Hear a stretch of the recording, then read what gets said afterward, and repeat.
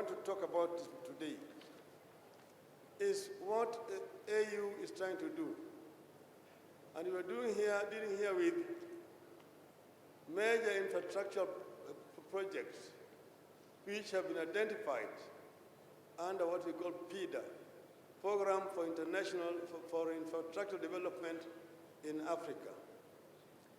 This consists of highways, high-speed railway network, the ICT network, that is fiber optic network, the continent, the open air skies, the continent, and the waterways. These are the major projects in the continent. There are several highways that connect different African cities. You've got Dakar to Lagos, Lagos to Mombasa.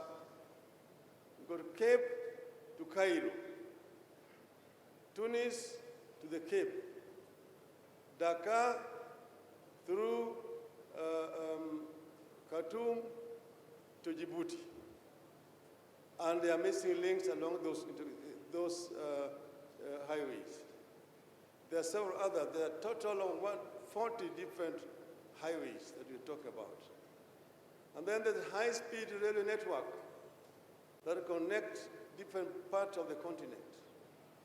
An example we want to give you here is called LAPSET, the Lamu Port, South Sudan, and the Ethiopia Transit Corridor.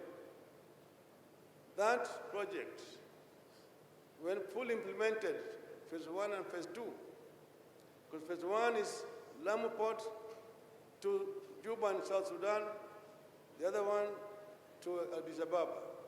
The second one goes through Central African Republic all the way to Cameroonian port of Kribi, creating a land bridge that connects the Atlantic Ocean to the Indian Ocean and opening up the interior of the continent to wider trade, to Chad, to Niger, to Congo Republic and DRC, to Sudan, and then on to Egypt.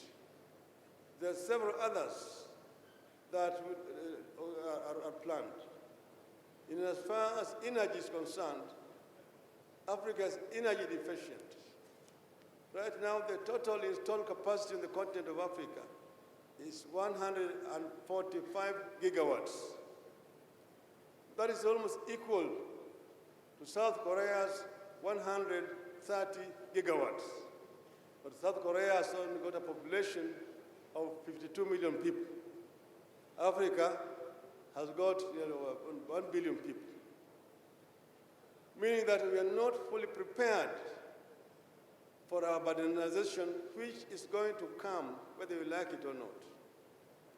So we need, therefore, to invest more in energy generation as well. We are planning also to construct 19 new ports on the continent.